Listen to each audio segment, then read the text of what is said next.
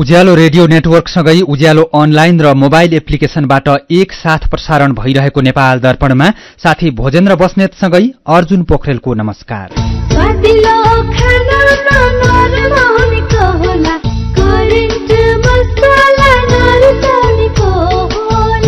नेपाल दर्पणको साथमा करेन्ट मसला र करेन्ट चिया स्वादको झट्का। नेपाल दर्पण सुरु गरौं मुख्य खबरका शीर्षकहरूबाट। प्रतिनिधि सभा र प्रदेश सभा चुनाव अन्तर्गत आज मतदान सम्पन्न। 61% मत खसेको निर्वाचन आयोगको भनाई। 15वटा केन्द्रमा मतदान स्थगित। मतपेटिका ढुवानीको काम चल्दै। कतै आजैदेखि र केही ठाउँमा भोलिदेखि मतगणना हुने। बाजुरामा प्रहरी र स्थानीय बीच झडप हुँदा एकजनाको ज्यान गयो। दिनभर 23 ठाउँमा गोली चल्यो। 122 पटक हवाई फायर। भारत सहित विभिन्न देशका प्रमुख निर्वाचन आयुक्तद्वारा चुनावको पर्यवेक्षण। विगतको तुलनामा मतदाताको उत्साह कम। शान्तिपूर्ण मतदान भएको जियोको भनाई। पातलो छ, मतदान दिने ठाउँमा पनि पातलो छ। अत्यन्तै शान्तिपूर्ण वातावरणमा र चाहिँ सौहार्दपूर्ण वातावरणमा चाहिँ निर्वाचन सम्पन्न भएको देखियो। कोप 27 मा जलवायु क्षतिमा आधारित महत्वपूर्ण सम्झौता। धेरै क्षति बेहोरेका देशहरूलाई रकम उपलब्ध गराउन कोष स्थापना गर्न सहमति। र फिफा विश्वकप फुटबल आजदेखि उद्घाटन खेलमा आयोजक कतार र इक्वेडर खेल्दै न्यूजील्याण्डसँगको दोस्रो टी20 क्रिकेट भारतले 65 रनले जित्यो। भर्ना खुल्यो। पूर्वाञ्चल विश्वविद्यालयबाट सम्बन्धन प्राप्त यस एक्मी इन्जिनियरिङ कलेजमा शैक्षिक सत्र 2079-80 का लागि स्नातक तहमा बीई सिभिल, बीई कम्प्युटर र बी आर्किटेक्चरमा भर्ना खुल्यो। फारम भर्ने अन्तिम मिति 2079 मंसिर 8 गते, डबल दस्तुरमा मंसिर 12 गतेसम्म। सम्पर्क एक्मी इन्जिनियरिङ कलेज, सीता पाइला चौक, काठमाडौँ। सम्पर्क फोन नम्बर 01-5380-445 र 5670-924।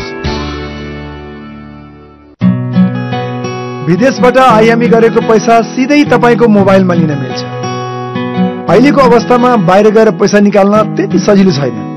त्यसैले आफ्नो मोबाइल निकाल्नुहोस्, आइएमई पे डाउनलोड गर्नुहोस् अनि घर बसी बसी आफ्नो रकम प्राप्त गर्नुहोस्। विदेशबाट आइएमई गरेको रकम प्राप्त गर्न आफ्नो मोबाइल फोनमा आइएमई पे डाउनलोड गर्नुहोस्। अब आइएमई गरौँ, आइएमई पे मा प्राप्त गरौँ सजिलै। नेपाल दर्पणमा अब खबरको सिलसिला। प्रतिनिधि सभा र प्रदेशसभा चुनाव अन्तर्गत आज मतदान सम्पन्न भएको छ।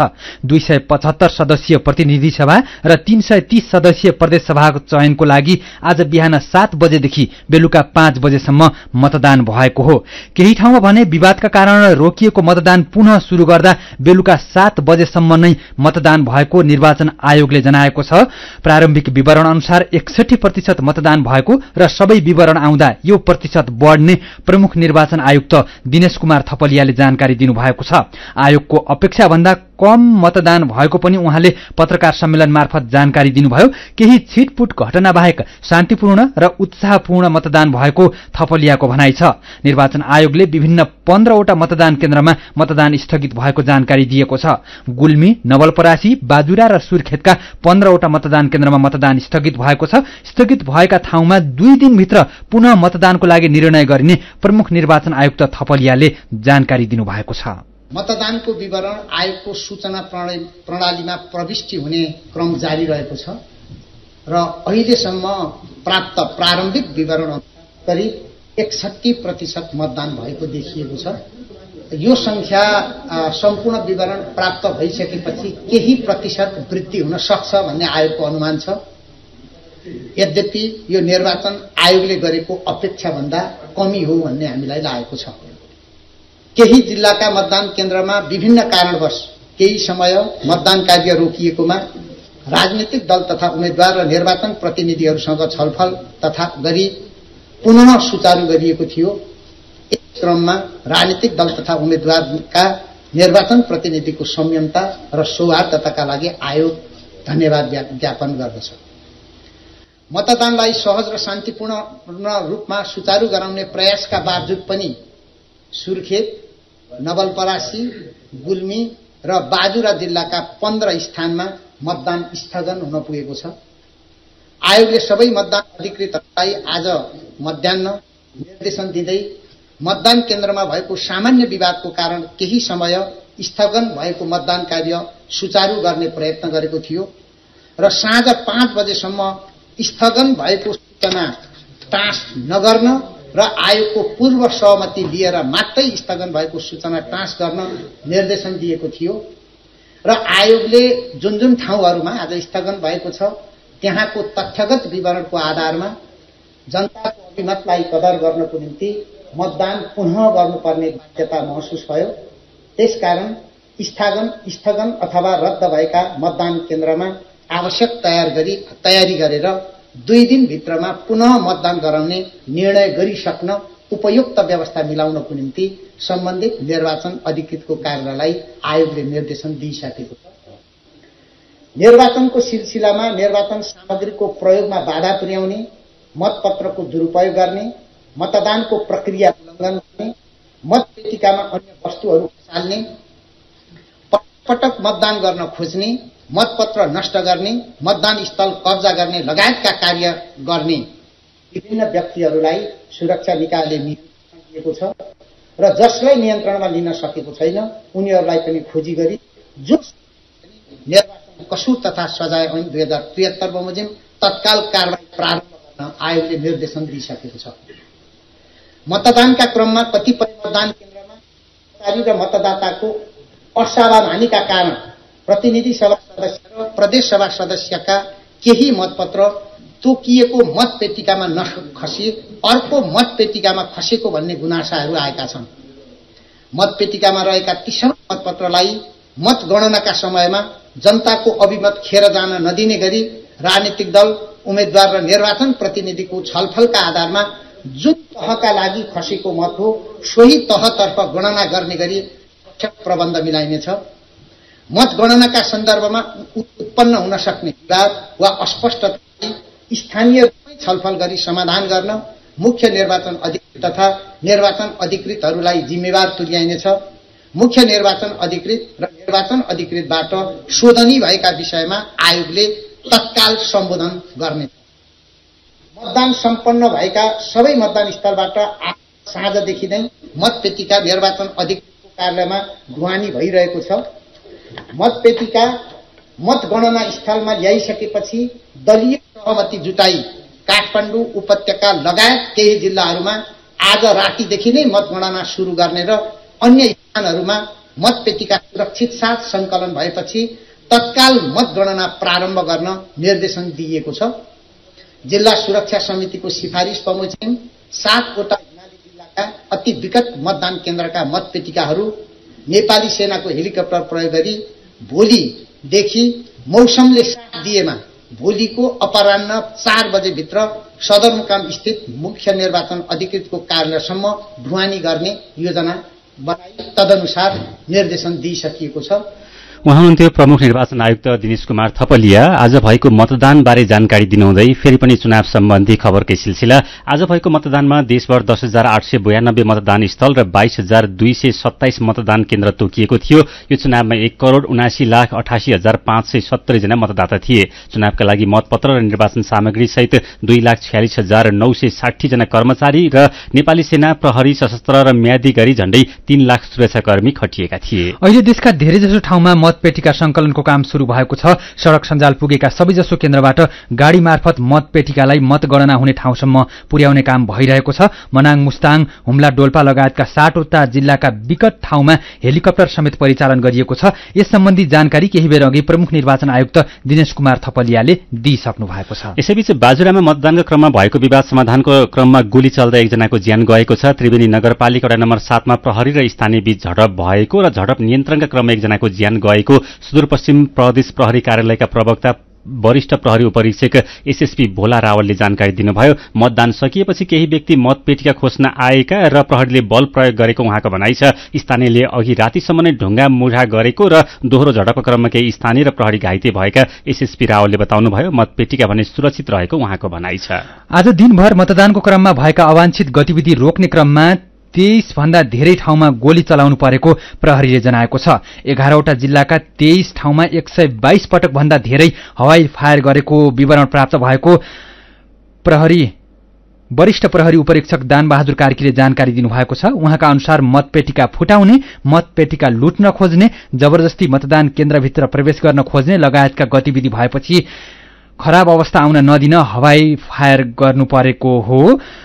दिनभर भएका घटनाक्रमको विवरण संकलन भइरहेको पनि उहाँले जानकारी दिनुभएको छ।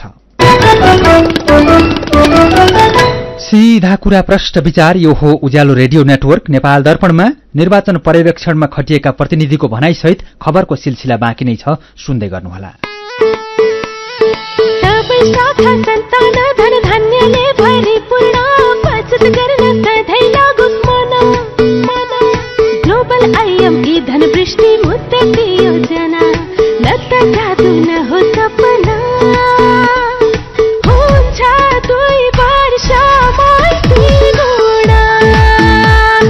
हजुर, ग्लोबल आयामी धनवृष्टि मुद्दती योजना निरन्तर बचत गर्ने बानीलाई प्रोत्साहन गर्दै प्रारम्भिक रकमको 10% त्रैमासिक रूपमा अन्तिम त्रैमास बाहेक जम्मा गर्दा प्रारम्भिक रकमको 2 गुणा 2 वर्षमै प्राप्त गर्न सकिने ग्लोबल आयामी ब्याङ्क, सबैका लागि ब्याङ्क। एचआईभी का बारेमा खुलेर कुरा गरौं। एचआईभी खराब आचरणको नतिजा नभई असावधानीको परिणाम हो, तसर्थ यसबाट बच्न असुरक्षित यौन सम्पर्क नराखौं। अन्य व्यक्तिले प्रयोग गरेका धारिला औजार जस्तै छुरी, दारी काट्ने ब्लेड प्रयोग नगरौं र रगत चढाउनु पर्ने अवस्था भएमा परीक्षण गरेको रगत मात्र चढाउँ। संक्रमित भइसकेकालाई समयमै उपचारमा लगौं र अकालमै हुन सक्ने मृत्युबाट जोगाउँ। समयमै उपचार गर्नाले संक्रमित गर्भवती महिलाले पनि स्वस्थ बच्चा जन्माउन सक्छिन्। Nepal youth foundation, 12+ Lumbini plus र मकवानपुर महिला समूह। उज्यालो रेडियो नेटवर्कबाट प्रसारण भइरहेको नेपाल दर्पणमा तपाईंलाई फेरि स्वागत छ। यतिन्जेल हामीले प्रतिनिधि सभा र प्रदेशसभा चुनाव अन्तर्गत आज मतदान सम्पन्न, 61% मत खसेको निर्वाचन आयोगको भनाई। 15 वटा केन्द्रमा मतदान स्थगित, बाजुरामा प्रहरी र स्थानीय बीच झडप हुँदा 1 जनाको ज्यान गयो लगायतका खबर प्रस्तुत गर्यौं। नेपाल दर्पणमा अब बाँकी खबर। विदेशी पर्यवेक्षकहरूले काठमाडौँ, ललितपुर र भक्तपुरका मतदान केन्द्रहरूको पर्यवेक्षण गरेका छन्। भारत, बंगलादेश, भूटान, मालदिव, श्रीलंका, दक्षिण कोरियाका निर्वाचन आयोगका पदाधिकारीहरू सम्मिलित टोलीले चुनावको पर्यवेक्षण गरेको हो। भारतका प्रमुख निर्वाचन आयुक्त राजीव कुमार, बंगलादेशका प्रमुख निर्वाचन आयुक्त काजी हबीबुल अवाल, भूटानका प्रमुख निर्वाचन आयुक्त सोनम तोप्के र मालदिवसका निर्वाचन आयोगका अध्यक्ष फुबाब थोफिकको नेतृत्वमा पदाधिकारीहरूले नेपालका चुनावको पर्यवेक्षण गर्नुभएको हो। उहाँहरूले नेपालको चुनावमा उत्साह देखिएको प्रतिक्रिया दिनुभएको छ। निर्वाचन पर्यवेक्षकहरूले यसपटकको चुनावमा मतदाताहरू कम उत्साहित भएको बताएका छन्। बिहान 7 बजेदेखि पर्यवेक्षण गर्दा काठमाडौँ उपत्यकाका धेरैजसो मतदान केन्द्रहरूमा उत्साहजनक रूपमा मतदाताको उपस्थिति कम रहेको बताएका छन्। आम निर्वाचन पर्यवेक्षण समिति नेपाल जीओका पर्यवेक्षकहरूले विगतका चुनावको तुलनामा यसपटक कमै मात्रामा मतदाताहरू भोट हाल्न पुगेको र अवस्था भने शान्त रहेको बताएका छन्। थप जानकारी सहित साथी जानुका दुवाडी। यसअघिका चुनावको तुलनामा यो पटकको चुनावमा मतदान केन्द्रमा चहल पहल कम देखियो। चुनावमा खटिएका पर्यवेक्षकहरूले पनि मतदान केन्द्रहरूमा मतदाताको उपस्थिति उत्साहजनक नभएको पाइएको बताएका छन्। चुनाव शान्तिपूर्ण रूपमा भएको तर विगतका तुलनामा यसपटक कमै मात्रामा मतदाताहरू मत खसाल्न पुगेका बताउनुहुन्छ पर्यवेक्षणमा खटिएका पूर्व प्रमुख निर्वाचन आयुक्त नीलकण्ठ उप्रेती। सबभन्दा खुसीको कुरा के हो भने निर्वाचन शान्तिपूर्ण रूपमा अगाडि बढ्यो। हामी निर्वाचनको करिब 12 स्थानमा 30वटा जति मतदान केन्द्रमा खास गरेर अनुगमन गर्यौं र हेर्यौं। त्यो क्रममा हामीले चाहिँ शान्त वातावरणमा धेरै उत्साहित भएर धेरै आत्तिएर मतदान गर्न नआएको अवस्था हामीले देख्यौं। प्रमुख निर्वाचन आयुक्त भोजराज पोखरेलले पनि मतदाताहरूको उपस्थिति तुलनात्मक रूपमा कम भएको पाइएको बताउनुभयो। उहाँको मूल्याङ्कनमा सुरक्षा व्यवस्था भने कतै खुकुलो र कतै कडा भयो। धेरैतिर हामीलाई चाहिँ अब भित्र गएर अब्जर्भ गरेर निस्किँदा हुन्छ भन्ने कुराहरू पनि भनियो भने एक ठाउँमा चाहिँ होइन हामीलाई जान दिने चाहिँ आदेश छैन भन्ने खालको कुराहरू पनि आयो भन्दाखेरि युनिफर्मिटी चाहिँ भएन कि जस्तो लाग्यो। वैशाखमा भएको पालिका चुनाव र त्यसअघिका आम चुनावमा जस्तै यो पालि पनि मतदान केन्द्रहरूमा मतदाताको खचाखच नै हुन्छ भन्ने धेरैलाई लागेको थियो। त्यही अनुसारको व्यवस्थापन पनि गरिएको थियो तर अपेक्षा गरे अनुसार मतदाताको चाप भने देखिएन। पूर्व सचिव खेमराज रेग्मी मतदान अधिकृतहरू मतदान केन्द्रका कर्मचारीहरू समेतकै पनि सरोकार के भयो भने जुन मात्रामा मतदाताहरूको लाइन लाग्ला अथवा चाप होला भन्ने सोचेको त्यस्तो भएको छैन। बडो हलुको ढंगबाट मतदानको लागि आएको देखिएको छ। मतदान केन्द्रमा खास चाप छैन। पूर्व प्रधान न्यायाधीश कल्याण श्रेष्ठले मतदान अधिकृत र मतदान केन्द्रका कर्मचारीहरूले नै मतदाताको उपस्थिति कम रहेको बताएका जानकारी दिनुभयो। उहाँले मतदान केन्द्रमा चाप कम रहेको बताउनुभयो। उहाँले मतदान गर्न आएका मध्ये वृद्ध वृद्धा, महिला, अपाङ्गको उल्लेख्य उपस्थिति देखिएको र मतदान शान्त रहेको बताउनुभयो। अत्यन्तै शान्तपूर्ण वातावरणमा र चाहिँ सौहार्दपूर्ण वातावरणमा चाहिँ निर्वाचन सम्पन्न भएको देखियो। डेस्क बेन्चदेखि लिएर सबै कुराहरू गर्नलाई चाहिँ उहाँहरूले चाहिँ एकदम सौहार्दपूर्ण वातावरण त्यो सहयोग गरेको चाहिँ पाइयो। पूर्व प्रधान न्यायाधीश सुशीला कार्की पनि आजको चुनावमा मतदाताको उपस्थिति उत्साहजनक नभएको बताउनुहुन्छ। मतदानलाई हेर्दाखेरि सुरुदेखि अब हामी गोदावरीको छेउमा पनि पुग्यौं। पातलो छ, मतदान दिने ठाउँमा पनि पातलो छ। कहीँ कहीँ मात्रै मतदान गर्नेहरूको चाहिँ अलिकति बाहिर त्यो नामसाम रुजु गर्ने भिडाउनेहरूको बढी देखियो। नभए कहीँ पनि छैन, एकदम शान्तपूर्वक मतदान गरेको देखिन्छ।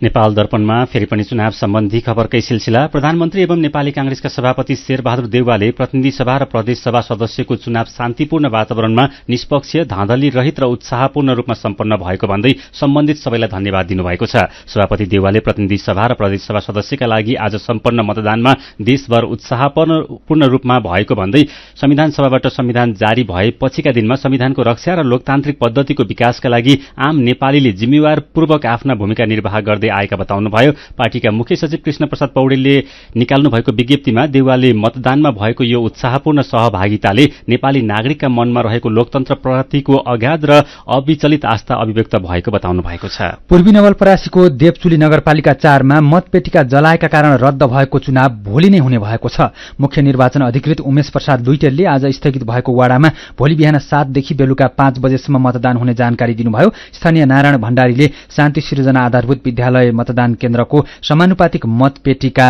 एसिड हालेर जलाएपछि त्यहाँ पुनः चुनाव हुने भएको हो। आज भएको मतदानमा केही अनौठा दृश्य पनि देखिएका छन्। 5 थरमा 115 वर्षकी वृद्धाले मतदान गर्नुभएको छ। फाल्गु नन्द गाउँपालिका वडा नम्बर 1 की 115 वर्षकी मनरानी आङदेम्बेले मतदान गर्नुभएको हो। उहाँको नागरिकताको प्रमाणपत्रमा जन्ममिति 1964 साल जेठ 11 गते उल्लेख छ। यस्तै बैतडीमा 113 वर्षकी वृद्धाले मतदान गर्नुभएको छ। पाटन नगरपालिका वडा नम्बर 4 की 113 वर्षकी मानमती देवी भट्टले मतदान गर्नुभएको हो। यस्तै म्याग्दीमा 107 वर्षका वृद्धले मतदान गर्नुभएको छ। मालिका गाउँपालिका वडा नम्बर 2 का जसमनी कामीले मतदान गर्नुभएको हो। यस्तै दार्चुलाको मालिकार्जुन गाउँपालिका वडा नम्बर 8 का 105 वर्षका रघुवर पन्तले पनि मतदान गर्नुभएको छ। यसैबीच मकवानपुरको मनहरीमा 3 जना क्रियापुत्रीले मतदान गरेका छन्। मनहरी 4 का बिलराम खड्का, राजकुमार खड्का र राम खड्काले मतदान गर्नुभएको हो। उहाँहरूकी आमा मैया खड्काको निधन भएको आज चौथो दिन हो। यस्तै ओखलढुङ्गामा 4 जना क्रियापुत्रीले मतदान गरेका छन्। क्रियापुत्रीको रूपमा रहेका सुनकोशी गाउँपालिका वडा नम्बर 10 कटुन्जेका नीलराज पराजुली, भोजराज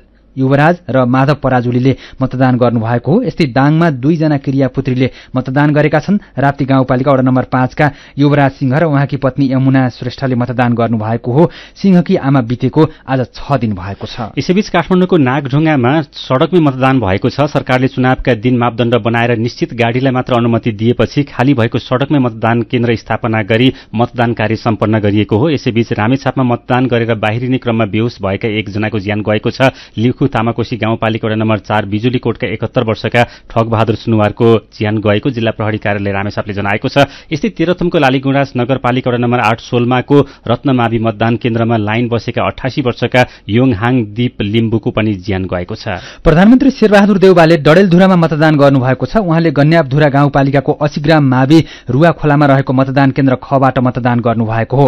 यस्तै प्रमुख प्रतिपक्षी दलका नेता एवं पूर्व प्रधानमन्त्री केपी शर्मा ओलीले भक्तपुरको सूर्यविनायक नगरपालिकाको बालकोटमा रहेको महेन्द्र शान्ति विद्यालयको मतदान केन्द्रबाट मतदान गर्नुभएको छ। यस्तै नेकपा माओवादी केन्द्रका अध्यक्ष एवं पूर्व प्रधानमन्त्री पुष्पकमल दाहाल प्रचण्डले चितवनको भरतपुर महानगरपालिका वडा नम्बर 14 मा रहेको नेपाल प्रहरी स्कूल शान्तिपुर मतदान केन्द्रबाट मतदान गर्नुभएको छ। यस्तै नेकपा एकीकृत समाजवादी पार्टीका अध्यक्ष एवं पूर्व प्रधानमन्त्री माधव कुमार नेपालले गौर नगरपालिका वडा नम्बर 2 मा रहेको राम जानकी आधारभूत विद्यालय मतदान केन्द्रबाट मतदान गर्नुभएको छ। अर्का पूर्व प्रधानमन्त्री झलनाथ खनालले इलामको सूर्योदय नगरपालिका वडा नम्बर 9 रमफोकमा रहेको राष्ट्रिय आधारभूत विद्यालयको मतदान केन्द्रबाट मतदान गर्नुभएको छ। यस्तै अर्का पूर्व प्रधानमन्त्री बाबुराम भट्टराईले गोर्खाको पालुङटार नगरपालिका वडा नम्बर 1 मा रहेको अन्नपूर्ण मावि निर्वाचन मतदान केन्द्रबाट मतदान गर्नुभएको छ। सभामुख अग्निप्रसाद सापकोटाले सिन्धुपाल्चोकको चौतारा साँगाचोक गढी नगरपालिकामा रहेको सेतीदेवी पञ्चकन्या मावि कुभिन्डे मतदान केन्द्रबाट मतदान गर्नुभएको छ।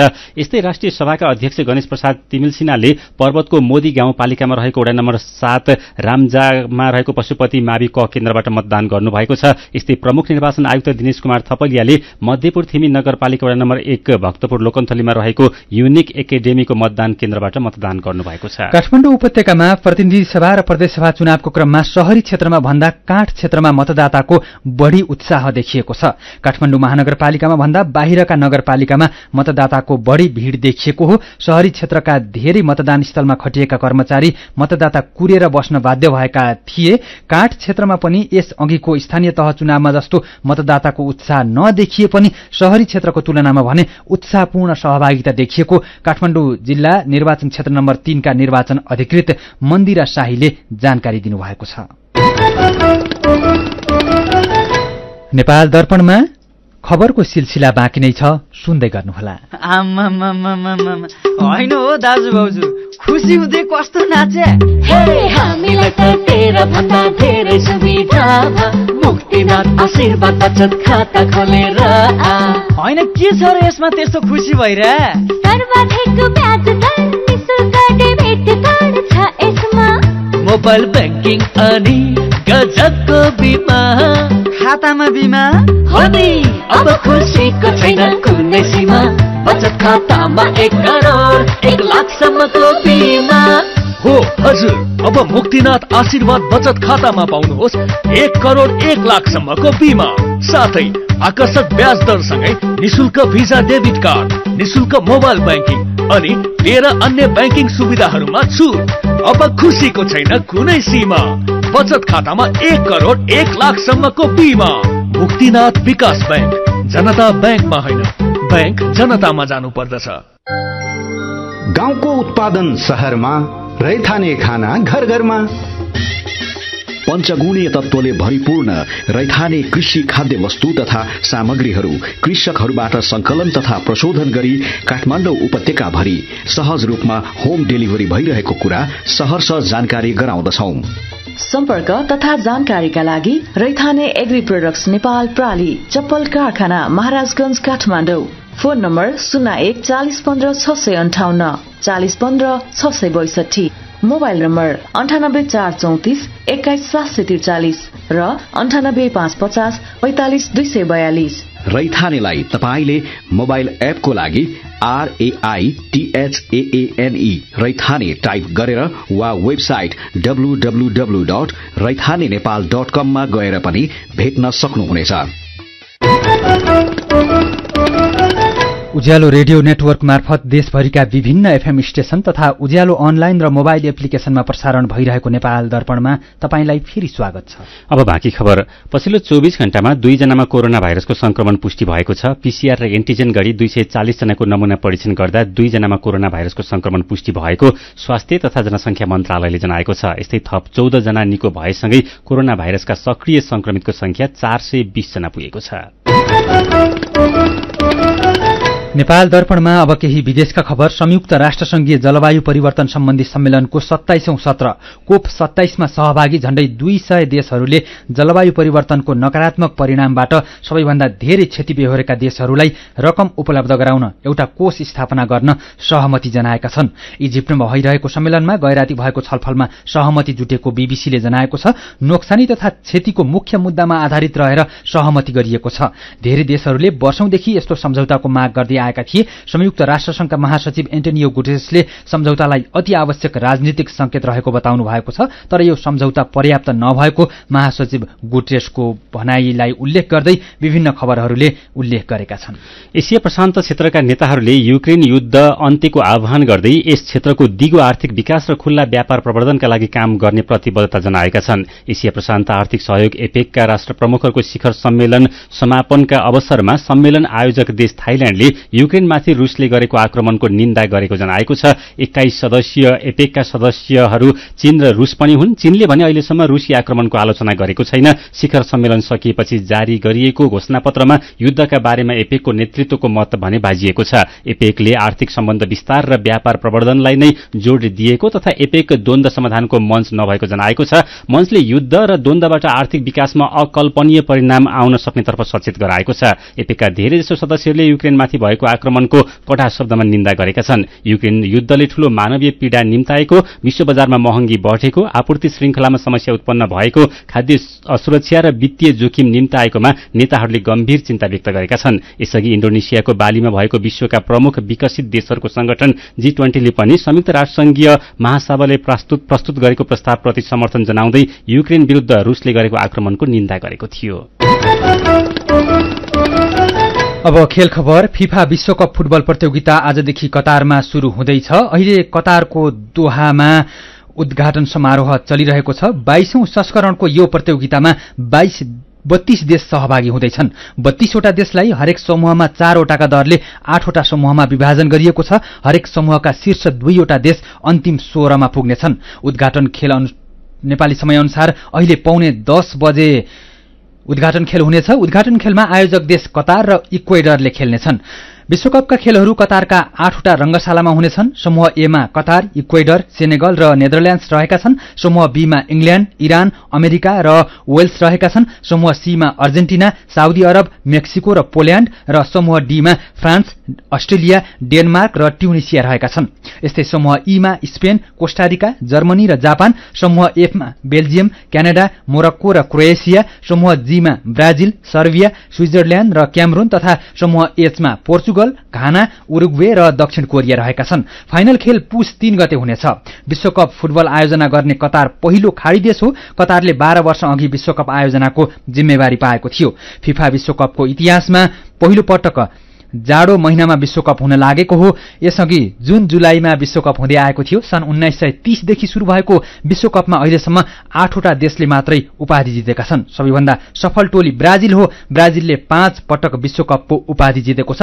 यस्तै इटली र जर्मनीले 4-4 पटक, अर्जेन्टिना, फ्रान्स र उरुग्वेले 2-2 पटक तथा इंग्ल्याण्ड र स्पेनले 1-1 पटक उपाधि जितेका छन्। विश्वकप फुटबलकै अर्को प्रसंगमा फ्रान्सका स्ट्राइकर करिम बेन्जेमा विश्वकप फुटबलबाट बाहिरिएका छन्। प्रशिक्षणको क्रममा तिग्रामा चोट लागेपछि बेन्जेमाले विश्वकप गुमाउने पक्का भएको बीबीसीले जनाएको छ।